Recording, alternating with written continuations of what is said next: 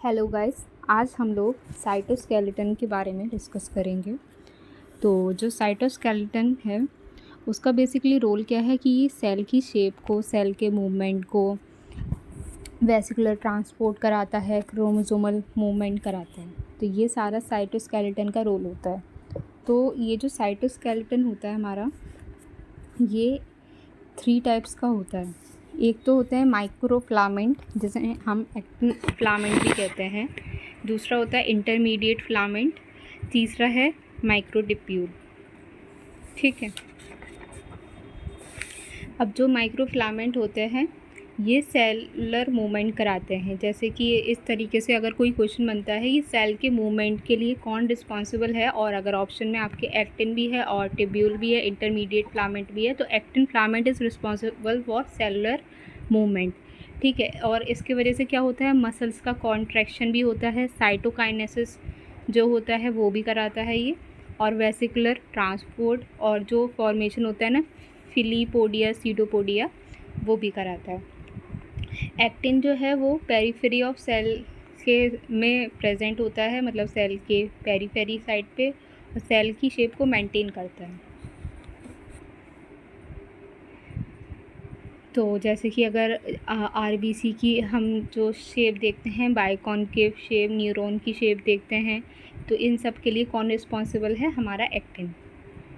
Structure और arrangement जो है एक्टिन फिलामेंट का, वो कैसा है, अगर हम स्ट्रक्चर अरेंजमेंट की बात करें तो एक्टिन एक तरीके से ग्लोबुलर प्रोटीन होता है, और इसकी जो मोनोमर सब यूनिट है वो क्या है, जी एक्टिन।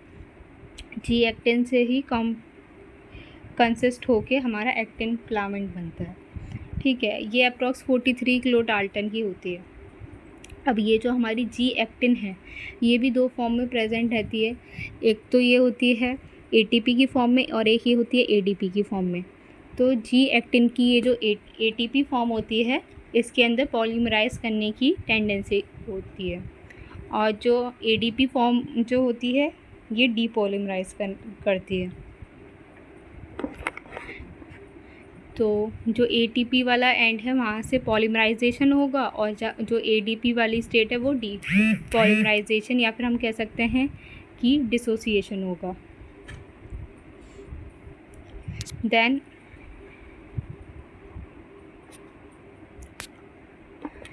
नेक्स्ट हम बात करेंगे जो एटीपी का ये जो एंड है, ये जो एंड होता है इसमें 2 टाइप के एंड रहते हैं। एक होता है पॉजिटिव एंड और एक होता है नेगेटिव एंड। जो पॉजिटिव एंड है उसी को हम पॉलीमराइजिंग एंड भी कहते हैं, और जो हमारा नेगेटिव एंड है वो डीपॉलीमराइजिंग एंड होता है। ठीक है। और ये जो होता है, इस जो पॉजिटिव एंड है उसे हम बार एंड भी कहते हैं। ठीक है। और जो फिलामेंट का फॉर्मेशन होता है वो कैसे होता है, सबसे पहले न्यूक्लिएशन होता है। ठीक है। फिर उसके बाद एलोंगेशन होता है, और उसके बाद डायनेमिक इक्विलिब्रियम होता है। और अगर इसमें ये क्वेश्चन आता है कि इसमें जो एंगल का फॉर्मेशन होता है वो 166 डिग्री का एंगल का ये फॉर्मेशन करता है। अब ये जो हमारा न्यूक्लिएशन स्टेप है, इसमें 3 एक्टिन के ग्लोब्यूल पॉलीमराइज होते हैं सबसे पहले। मतलब न्यूक्लिएशन में जो 3 एक्टिन के ग्लोब्यूल हैं वो पॉलीमराइज होंगे सबसे पहले। देन उसके बाद हमारा एलोंगेशन होगा। एलोंगेशन वाले केस में क्या रहता है, पॉलीमराइजेशन बहुत ज़्यादा होता है एज़ कम्पेयर टू डीपॉलीमराइजेशन। ठीक है। कि जो पॉजिटिव एंड है वहाँ पे आके जी एक्टिन जो हैं वो ऐड होते चले जाएंगे, एलोंगेट होते चले जाएंगे, और जो नेगेटिव एंड है वहाँ से जो डिसोसिएशन हो रहा है वो काफ़ी कम हो रहा है, और वहाँ पे एडीपी स्टेट में रहेगा वो। डायनेमिक इक्विलिब्रियम, ये जो इसका थर्ड स्टेप है, first nucleation, second elongation, third is dynamic equilibrium. इसमें क्या होता है कि फिलामेंट जो है उसकी जो ग्रोथ है वो बिल्कुल स्टैटिक हो जाती है, क्योंकि फिलामेंट कैसा है, डायनेमिक स्टेट में है, कि जो पॉलीमराइजेशन हो रहा है एक साइड से जुड़ते जा रहे हैं, दूसरे साइड से निकलते जा रहे हैं जी एक्टिन, और दोनों ही साइड से जो रेट है वो इक्वल है। तो उससे क्या होगा, ये एक तरीके से स्टेडी स्टेट में रहेगा, एक तरीके से डायनेमिक स्टेट में रहेगा। तो ये जो है इसी को हम ट्रेड मिलिंग भी कहते हैं। कि ट्रेड मिलिंग जो है ऑब्जर्व की जाती है एक एंड से, क्योंकि पॉलीमराइजेशन हो रहा है, दूसरे एंड से डीपॉलीमराइजेशन हो रहा है। नेक्स्ट हम बात करेंगे, जब ये ट्रेड मिलिंग रिसाइकलिंग हो रही है एक्टिन ग्लोब्यूल की फिलामेंट के अंदर, तो इसमें क्या होता है, हमारा प्रोफाइलिन मदद करता है कि जब वो एडीपी स्टेट में आ रहा है जी एक्टिन, उसको एईएफ प्रेजेंट होता है, प्रोफाइलिन जो है वो एक्सचेंज करता है एडीपी को एटीपी स्टेट में। ठीक है, प्रोफाइलिन एक तरीके से पॉलीमराइजेशन में हेल्प करता है। और ट्रेड मिलिंग जब ये ऑब्जर्व की जा सकती है जब डायनेमिक इक्विलिब्रियम की रेट हो।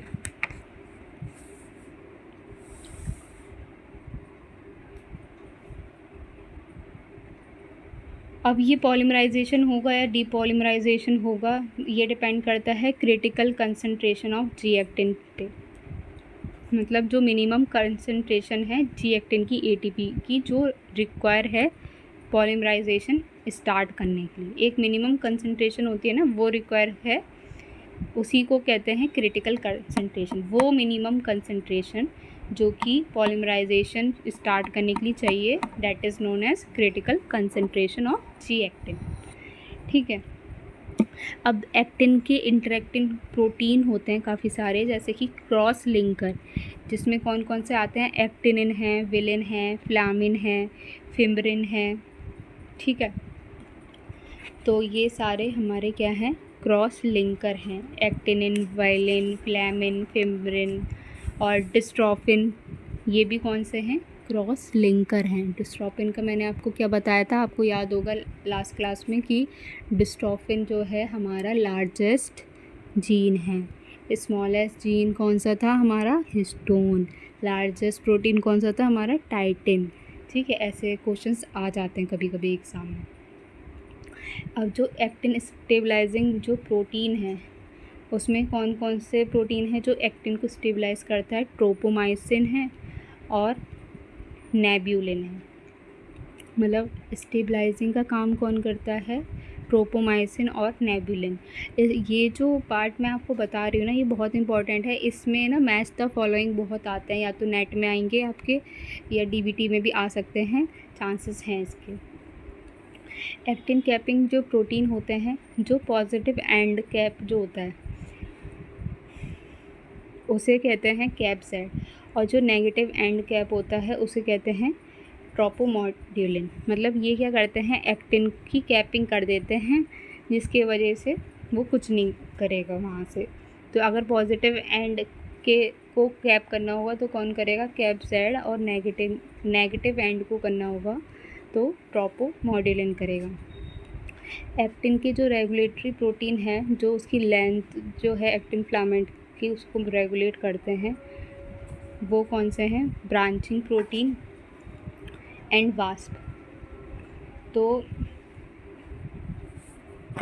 ये एक्टिन का रेगुलेशन करते हैं, मतलब ये उसकी लेंथ को मेंटेन करते हैं। ARP23 और वास्प क्या है, ये एक्टिन की ब्रांच को रेगुलेट करते हैं। और एक्टिन पॉलीमराइजिंग प्रोटीन जो है, जैसे कि प्रोफाइलिन और ट्विनफाइलिन, ये क्या है, ये एक तरीके से AEF है। मतलब क्या कि ये एक्टिन का पॉलीमराइजेशन कराते हैं, जैसे कि अभी मैंने आपको बताया था ना, ट्रेड मिलिंग हो रही थी तो जो ADP फॉर्म में जी एक्टिन आ रहे थे वो ATP फॉर्म में कन्वर्ट हो रहे थे। तो ये एक्टिन पॉलीमराइजिंग प्रोटीन है, प्रोफाइलिन और ट्विनफाइलिन। एक्टिन पॉलीमराइजिंग प्रोटीन प्रोफाइलिन ट्विनफाइलिन है। ठीक है, और डीपॉलीमराइजिंग प्रोटीन की अगर बात करें तो कोफिलिन है, जेल्सोलिन है और थाइमोसिन है। ये डीपॉलीमराइजेशन का काम करते हैं। और मॉलिकुलर मोटर जो है फर्स्ट, सेकंड, थर्ड, फोर्थ, ये सब माइसिन है, मॉलिकुलर मोटर का जो काम करती है।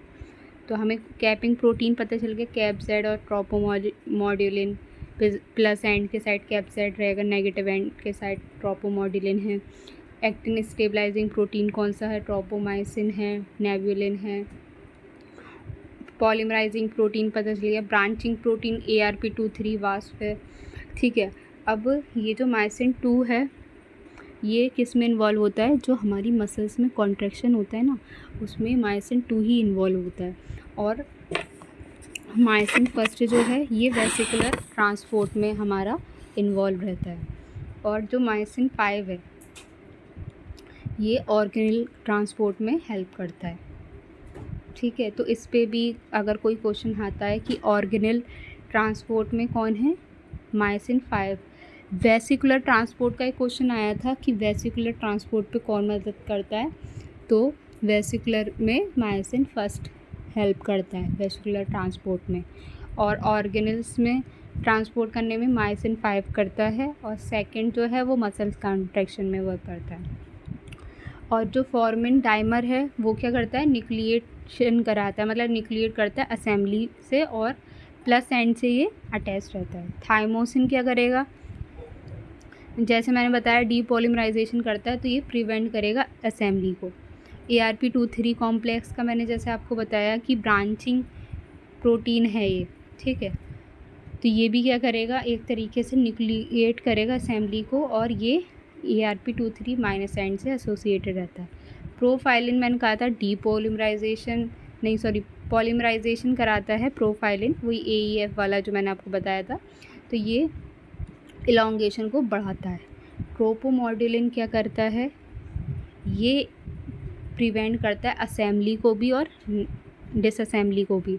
और कौन से एंड पे, नेगेटिव एंड पे, क्योंकि ट्रोपोमॉड्यूलिन नेगेटिव एंड पे कैपिंग कर रहा था और हमारा कैप-जेड जो था पॉजिटिव एंड, मतलब ये जहाँ पे भी बाइंड होगा तो ये असेंबली और डिसअसेंबली दोनों को ही प्रिवेंट करेगा।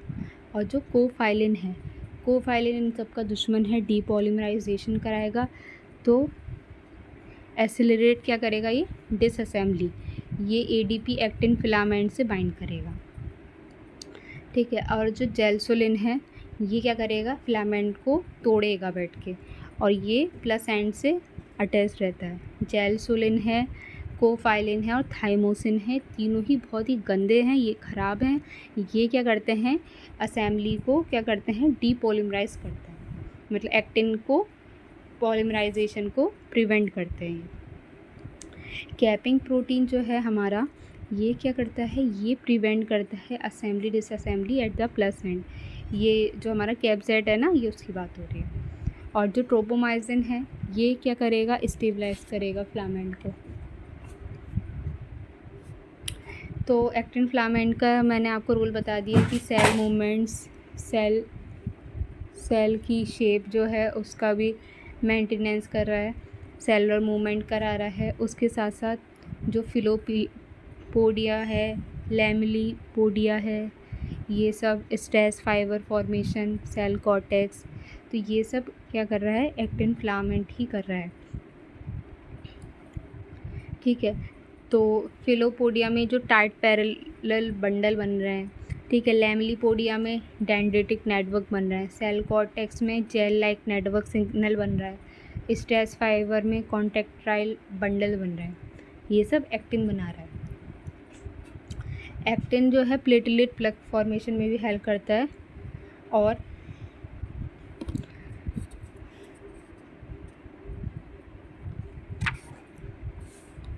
जो प्लेटलेट की शेप होती है ना वो एक्टिन की वजह से चेंज हो जाती है।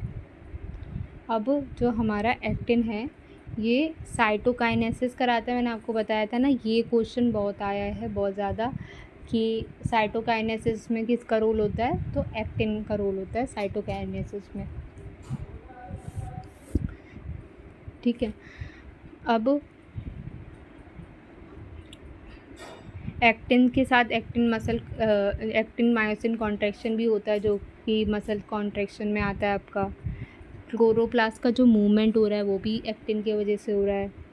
ठीक है, इंट्रासेलुलर मतलब क्लोरोप्लास्ट मूव करते हैं ना, आपने पढ़ा होगा प्लांट फिजियो में कि जिधर लाइट होती है फिर वो साइड इस तरीके से उसका मूवमेंट होता है उसके अकॉर्डिंग।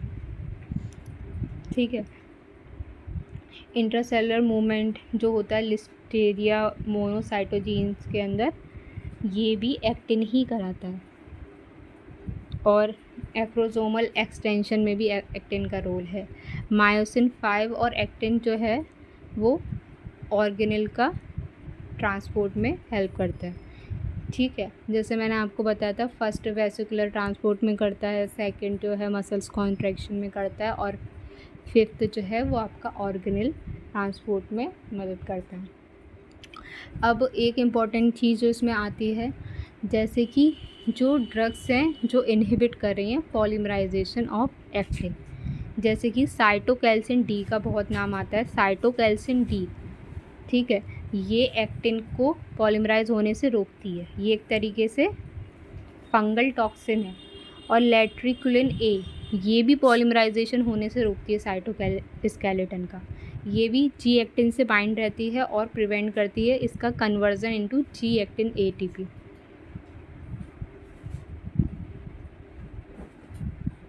ठीक है। सॉरी। और ये जो हमारी फिलोटोइन है, ये इसका डीपोलिमराइजेशन को प्रिवेंट करती है, ठीक है। जो डीपोलिमराइजेशन को प्रिवेंट करेगी, एक तरीके से वो स्टेबल एक्टिन फिलामेंट को कर देगी, क्योंकि वो डीपोलिमराइजेशन को क्या कर रही है, प्रिवेंट कर रही है, ठीक है, इनहिबिट कह सकते हैं। बेसिकली फिलोइडिन डीपोलिमराइजेशन को इनहिबिट करती है। तो तीनों ड्रग्स का आपको रोल पता होना चाहिए कि साइटोकैल्सिन और लेट्रिकुलिन, ठीक है, दोनों ही एक्टिन के लिए हैं, ठीक है, दोनों ही एक्टिन के लिए हैं और पॉलीमराइजेशन को इनहिबिट कर रहे हैं।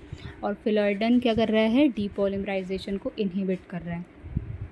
अब इंटरमीडिएट फिलामेंट के बारे में बात करते हैं कि ये टफनेस प्रोवाइड करता है सेल को, और ये एक्स्ट्रा स्टेबिलिटी देता है सेल को, मतलब सेल को जो टफनेस है, स्टेबिलिटी है, और ये बहुत ज़्यादा फिब्रस होता है नेचर में, और टिश्यू स्पेसिफिक होते हैं कि अलग अलग टिश्यू में अलग अलग, जैसे अभी मैं आपको बताऊंगी। और ये कोई पोलैरिटी शो नहीं करते, कोई पॉजिटिव एंड नेगेटिव एंड, जैसे मैंने बताया था ना, उसमें पॉजिटिव एंड होता है उसे बार्ब्ड एंड कहते हैं, पॉइंटेड एंड अलग होता है जिसे नेगेटिव एंड कहते हैं, इस तरीके से। ऐसा इसमें कुछ नहीं, कोई पोलैरिटी नहीं है। तो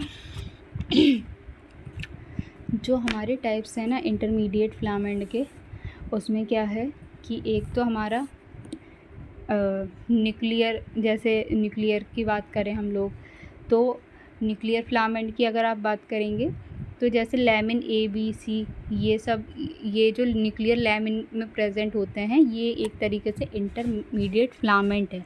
मतलब लैमिन क्या है, हमारा एक तरीके का इंटरमीडिएट फिलामेंट है, जो कि हमारा न्यूक्लियर मेम्ब्रेन पे हम कह सकते हैं या फिर न्यूक्लियस में होता है, ठीक है। विमेंटिन लाइक, जो हमारा विमेंटिन है, डेस्मिन है, ये टाइप 3 में आ जाता है। मतलब इसमें type 1, type 2, type 3, type 4, type 5 इस तरीके से रहता है। तो टाइप 5 था हमारा लैमिन, ठीक है, और टाइप 3 क्या है हमारा, विमेंटिन है, डेस्मिन है, ये क्या है हमारा टाइप 3 है, ठीक है। तो जो विमेंटिन और डेस्मिन है, ये हमारा टाइप 3 है। और ये कहाँ पे होते हैं, विमेंटिन तो आपका मेसेनकाइमल ओरिजिन में होता है, जो हमारा डेस्मिन है ना, डेस्मिन ये हमारा मसल्स में होता है। और ऐसे ही ग्लियल होते हैं, ये ग्लियल सेल जो एस्ट्रोसाइट्स इसमें प्रेजेंट होता है, जो श्वान सेल होती है ना उसमें। और जो एपिथेलियल है वो क्या है, टाइप 1 है, ये कहाँ पे होता है, इसमें टाइप 1 और टाइप 2 एपिथेलियल होता है, ठीक है। टाइप 1 केराटिन और टाइप 2 केराटिन। टाइप 1 केराटिन जो है वो हेयर नेल्स वगैरह में होता है, और टाइप 2 भी इसी में होता है। और जो हमारा एक्सोन है, एक्सोनल है, उसमें क्या होता है, न्यूरोनल फिलामेंट प्रोटीन जो है ये टाइप 4 में आता है ना। तो न्यूरोफिलामेंट जो प्रोटीन्स हैं ये टाइप 4 में आते हैं। ये हमारे एक तरह से इंटरमीडिएट फिलामेंट हैं जो कि न्यूरॉन्स में प्रेजेंट होते हैं। मतलब आपको मैंने सारे टाइप्स बताए हैं। टाइप 1 जो था केराटिन है, टाइप 2 भी आपका केराटिन है, टाइप 3 आपका विमेंटिन लाइक है, ठीक है। और टाइप 4 मैंने आपको बताया वही न्यूरॉन्स में जो प्रेजेंट होता है, और टाइप 5 जो है लैमिन वाला, वो न्यूक्लियस में प्रेजेंट, न्यूक्लियर लैमिन जिसे बोलते हैं। ठीक है, ये सारे हमारे इंटरमीडिएट फिलामेंट हो गए, सब में अलग अलग, जिस तरह से मैंने बताया था सब में अलग अलग होते हैं। और नेस्टिन एक है, उसे टाइप 6 इंटरमीडिएट फिलामेंट कहते हैं। ठीक है, अब माइक्रोट्यूब्यूल पे बात कर लेते हैं कि मेड अप ऑफ ट्यूबुलिन हेट्रोडाइमर, मतलब ये किससे बना है, आपका ट्यूबुलिन हेट्रोडाइमर से बना है। इसमें अल्फ़ा और बीटा जीटीपी होती है। ठीक है, ये पॉलीमराइजेशन करते हैं और ये जीटीपी में कन्वर्ट हो जाती है। अब जो हमारा ट्यूबुलिन है,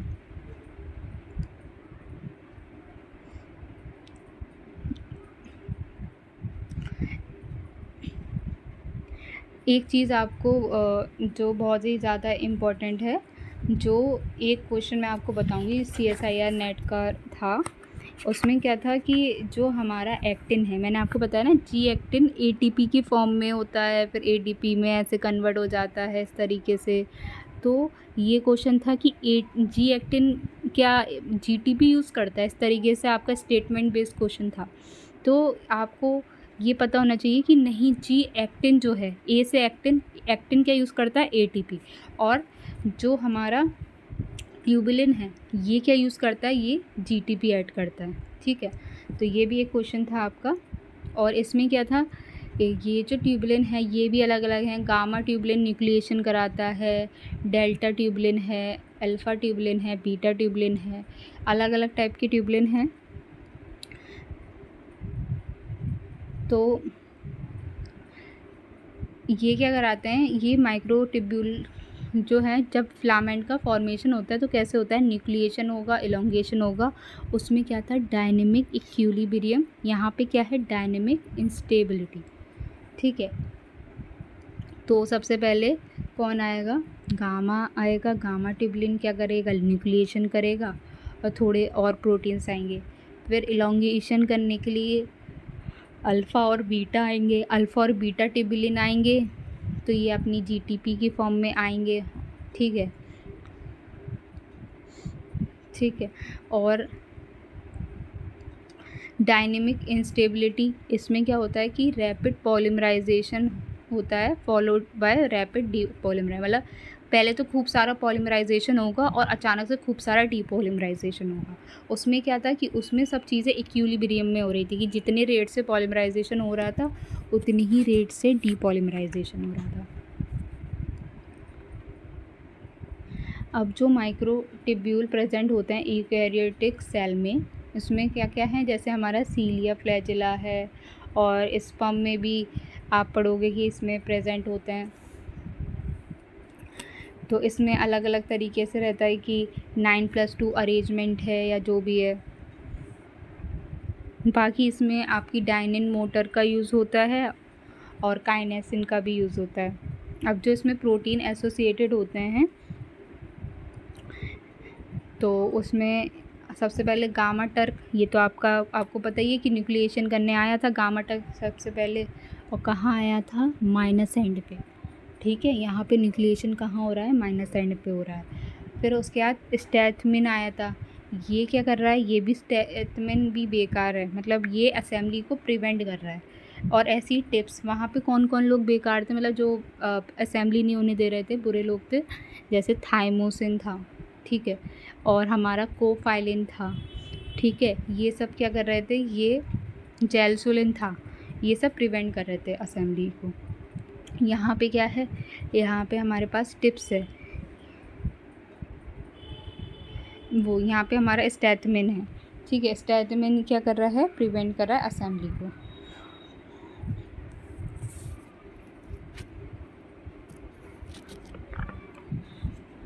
अब जो हमारा काइनेसिन है, ये इंड्यूस करा रहा है एक तरीके से डिसअसेंबली। यहाँ पे कौन कौन है, एक तो स्टैथमिन है, एक ये काइनेसिन 13 है, 13, ओके, ये डिसअसेंबली करा रहा है और कैटास्ट्रॉफ करा रहा है इंड्यूस। और कैटेनिन क्या कर रहा है, तोड़ने का काम कर रहा है माइक्रोट्यूब्यूल का। ठीक है। और हमारे पास क्या है, टाउ है, ये filament binding and cross linking करा रहा है, ठीक है। मैप2 भी क्रॉस लिंकिंग करा रहा है। ये सारे ही प्रोटीन के बारे में हमें पता होना चाहिए, बिकॉज मैच द फॉलोइंग इस पे आ जाते हैं, नेट में भी आ जाते हैं, ठीक है। Plectin stick microtubule to intermediate filament. Plectin क्या करता है कि माइक्रोट्यूब्यूल को इंटरमीडिएट फिलामेंट से जोड़ता है,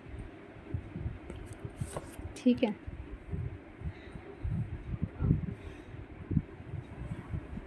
अब मैप्स जो है, इसमें स्टेबलाइजेशन का वहाँ पे काम ट्रोपोमाइसिन कर रहा था, यहाँ पे मैप्स जो है स्टेबलाइज कर रहा है माइक्रोट्यूब्यूल को। और एक्स मैप जो है ये एसलेट क्या कर रहा है, ये असेंबली करा रहा है, ओके। अब जो मॉलिकुलर मोटर मैंने आपको बताई है, एक तो होती है पॉजिटिव एंड डायरेक्टेड, एक होती है negative and directed. Negative and directed कौन सी होती है, डायनिन होती है, और पॉजिटिव एंड डायरेक्टेड कौन सी होती है, काइनेसिन होती है। ये क्या करती है, वेसिकुलर ट्रांसपोर्ट कराती है और mostly from centre to periphery कराती है,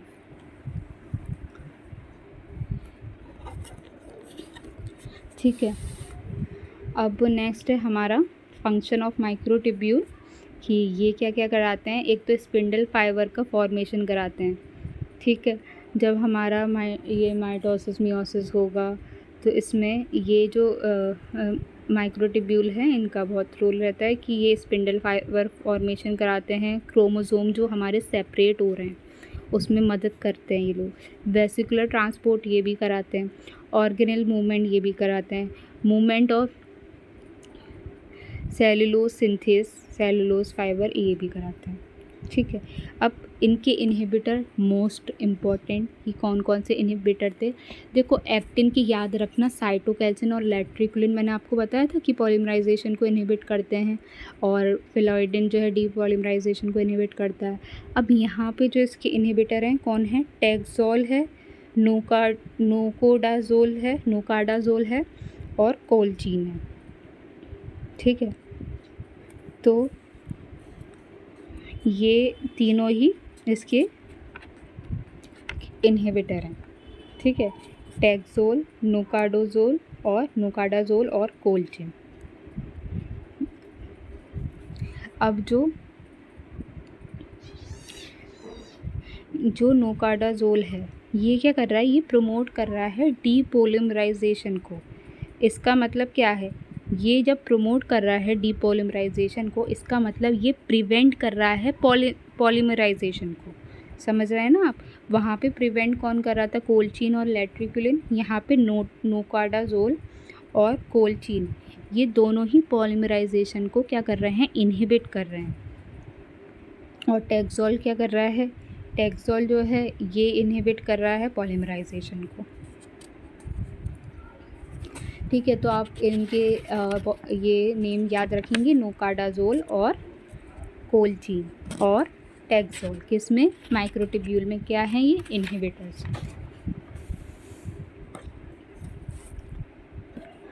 और यही एक तरीके से एंटी कैंसरस ड्रग्स में भी यूज़ होते हैं, ठीक है। क्योंकि अगर ये इनके वजह से माइटोसिस वगैरह या कैरियोकाइनेसिस वगैरह जब नहीं हो पाएगी, सेल डिवाइड नहीं कर पाएगी तो सेल के नंबर इंक्रीज़ नहीं होंगे, ट्यूमर नहीं बनेगा, मतलब कैंसर नहीं होगा। दैट्स वाई ये एंटी कैंसरस ड्रग्स की तरह वर्क करते हैं। अब कुछ इम्पॉर्टेंट डिसीज़ हैं, उनके बारे में बताती हूँ मैं आपको, कि इंटरमीडिएट फिलामेंट से एसोसिएटेड है ना। तो जैसे कि गिलफर्ड हचिंसन प्रोजेरिया, इसमें क्या होता है, म्यूटेशन किस में हो जाता है, लेमिन ए में, ठीक है। ऐसे ही आपका एपिडर्मोलाइसिस बल्लोसा सिम्प्लेक्स डिसीज़ है। इसमें एसिडिक कैरेटिन में क्या हो जाता है, कैरेटिन में आपके म्यूटेशन हो जाता है। पहले आपका म्यूटेशन किस में हो रहा था, पहले भी आपका म्यूटेशन इंटरमीडिएट फिलामेंट में ही हो रहा था, बट वो टाइप 5 था, और ये शायद टाइप 1 है क्योंकि कैरेटिन है ये, ठीक है। और जो ये दोनों ही ऑटोसोमल रिसेसिव डिसीज़ेस हैं, ठीक है। और ऐसी अमाइलोट्रोपिक लेटरल स्क्लेरोसिस है, इसमें म्यूटेशन हो जाता है लेटरल कैरेटिन के अंदर, ये भी ऑटोसोमल रिसेसिव है। न्यूरोफिब्रोमैटोसिस भी है, इसमें भी म्यूटेशन हो जाता है, किसमें, न्यूरोफ्लामेंट में, ये भी ऑटोसोमल डोमिनेंट है, रिसेसिव नहीं है, ठीक है। अब मैंने फर्स्ट लेक्चर में आपको बोला था प्रोकैरियोट्स में साइटोस्केलेटन नहीं होता, उनकी जगह कुछ और चीज़ें होती हैं, जैसे कि इसमें होता है MREB, MBL, ये एक तरह से एक्टिन के होमोलोग हैं, ठीक है। तो ये जो है ना, ये एक्टिन की तरह वर्क करते हैं। MREB जो है ना, ये एक तरह से एक्टिन का होमोलोग है। और अगर आपसे कोई पूछे कि भैया इंटरमीडिएट फिलामेंट का काम फिर कौन करेगा, इंटरमीडिएट फिलामेंट का काम जो है हमारा, ये जो क्रिसेंटिन है ये करेगा। क्रिसेंटिन क्या है, इंटरमीडिएट फिलामेंट है, किसमें, प्रोकैरियोट्स में, क्रिसेंटिन। और माइक्रोट्यूब्यूल का काम कौन करेगा, FTSZ। FTSZ क्या है, माइक्रोट्यूब्यूल लाइक प्रोटीन है, किसमें, प्रोकैरियोट्स में, ठीक है। अब मैं आपको सेल वॉल के बारे में बताऊंगी। इन प्रोकैरियोट्स जो सेल वॉल होती है वो कैसी होती है, cell wall actually bacteria, plants और फंजाई सब में सेल वॉल प्रेजेंट होती है, बट हम ह्यूमंस में सेल वॉल नहीं होती, आपको पता ही होगा। बट प्लाज्मा मेम्ब्रेन सब में होती है, उसी के बाहर सेल वॉल होती है, ठीक है। और यही जो है ये शेप और साइज़ जो है सेल का मेंटेन करती है, ठीक है। अब जो हमारे बैक्टीरिया हैं, बैक्टीरिया हैं हमारे, ये दो तरह के होते हैं। एक मैंने आपको ये भी बताया था, ग्राम पॉजिटिव और नेगेटिव के बारे में भी मैं आपको बताऊंगी। ग्राम पॉजिटिव जो हैं, ये जो होते हैं ये स्टेन होते हैं क्रिस्टल वॉयलेट से, ठीक है। और ग्राम नेगेटिव जो हैं ये क्रिस्टल वॉयलेट से स्टेन नहीं होते हैं, ये अल्कोहल के वॉश की वजह से इसके अंदर से क्रिस्टल वॉयलेट जो है वो लूज़ कर देते हैं, ठीक है। और जो हमारा क्रिस्टल वॉयलेट है वो पर्पल कलर का होता है। अब जो ग्राम पॉजिटिव हैं, ये इसमें क्या होता है कि थिक सेल वॉल होती है, इसी की वजह से डीकलराइज करने पे ये डीकलराइज नहीं होता, पर ग्राम नेगेटिव हो जाता है क्योंकि इसकी सेल वॉल बहुत थिक होती है। ये किससे बनी है, पेप्टाइडोग्लाइकेन से बनी है। और ये एक तरीके से क्रॉस लिंकर है किसका, हेट्रोपॉलीसैकेराइड का। और जो इसमें पेप्टाइड चेन है, D और L फॉर्म के अमीनो एसिड हैं जो इसमें लिंकर हैं। ट्रांसपेप्टाइड जो है ना वो D और L फॉर्म दोनों ही प्रेजेंट होते हैं। मैंने आपको बताया था L form of amino acid common होता है, बट इसके अंदर जो है वो D form of amino acid भी है, किसके अंदर, बैक्टीरिया के अंदर। अब इसमें इसे हेट्रोपॉलीसैकेराइड मैंने क्यों बोला, क्योंकि इसके अंदर N एसिटाइल ग्लूकोसामीन भी है और N एसिटाइल म्यूरामिक एसिड भी है, जिसे हम क्या बोलते हैं, NAG and NAM. NAG and NAM की वजह से इसकी सेल वॉल को हम कहते हैं कि हेट्रोपॉलीसैकेराइड है। अब जो हमारी लार्ज शुगर है, नैग एंड नैम, ठीक है, ये कैसे जुड़ी हुई है, इसमें β14 ग्लाइकोसिडिक लिंकेज होता है सॉरी। और क्या होता है, ग्राम पॉजिटिव बैक्टीरिया में आपका टिकोइक एसिड पाया जाता है, ठीक है, और पेप्टाइड क्रॉस लिंकर होते हैं, ठीक है। बीटा लैक्टम रिंग जो होती है वो इसी पेप्टाइड क्रॉस लिंकिंग को इनहिबिट कर देती है, ठीक है। बीटा लैक्टेमेज होता है बेसिकली जो कि इसे इनहिबिट कर देता है। तो हमारा ये जो लाइसोजाइम है, पेनिसिलिन है, ये इनहिबिट करता है और इसी तरीके से हेल्प करता है ग्राम पॉजिटिव बैक्टीरिया को किल करने में। जो पेप्टाइड ब्रिज मैंने आपको बताया था ना कि ये जो पेप्टाइड क्रॉस लिंकर हैं एमिनो एसिड के, तो ये इसके अंदर कौन क्या क्या होता है, एलानिन होता है, डी ग्लूटामिक एसिड होता है और डी अमीनो पिमेलिक एसिड होता है और एल लाइसिन होता है और डी एलानिन होता है। मतलब एलानिन L और D है और डी ग्लूटामिक एसिड है और अल्फ़ा डायअमीनो पिमेलिक एसिड। ये जो अल्फ़ा डायअमीनो पिमेलिक एसिड है ना, ग्राम नेगेटिव बैक्टीरिया में ज़्यादा पाया जाता है, ठीक है। और ये जो ग्राम नेगेटिव बैक्टीरिया है ना, इनके अंदर क्या होता है कि थिन होती है पेप्टाइडोग्लाइकेन की लेयर, इसी की वजह से ये ग्राम डीकलराइज करने पे ये कलरलेस हो जाते हैं। फिर उसके बाद हम इसे सैफरन से स्टेन करते हैं, जब हम क्या करते हैं, ग्राम स्टेनिंग, ठीक है। लाइपोपॉलीसैकेराइड इसमें प्रेजेंट होता है, ठीक है। इसे हम LPS भी कहते हैं, जिसमें लिपिड 5% होता है और पॉलीसैकेराइड 95% होता है। आउटर मेम्ब्रेन में ये प्रेजेंट होता है। ग्राम नेगेटिव में आउटर मेम्ब्रेन होती है जिसमें ये प्रेजेंट होता है। और ये जो हमारा LPS है, इसमें हमारे रैमिनोज, गैलेक्टोज, मैनोज ये प्रेजेंट होते हैं। मतलब ये आपका O एंटीजन होता है बाहर की तरफ। ये एक तरीके से आपकी हेल्प करता है एंटीजन की तरह। जब मान लीजिए ये बैक्टीरिया एंटर करेगा हमारी ह्यूमन की बॉडी में, तो हमारी बॉडी इसको रिकॉग्नाइज कर लेती है LPS को। तो ये O एंटीजन जो होता है ना, इसी को रिकॉग्नाइज करती है वो। इसमें रैमनोज, गैलेक्टोज, मैनोज वगैरह होते हैं अमीनो एसिड। और मतलब ये 2 पार्ट होता है इसका। LPS consist of lipid A and this O antigen, ठीक है। ये जो लिपिड A है, ये तो एक तरीके से पार्ट है सेल वॉल का, ये एंडोटॉक्सिन का काम करता है, ठीक है। आपको पता होगा कि एंडोटॉक्सिन की तरह बिहेव करते हैं gram negative bacteria, gram positive bacteria exotoxin की तरह वर्क करते हैं, ठीक है।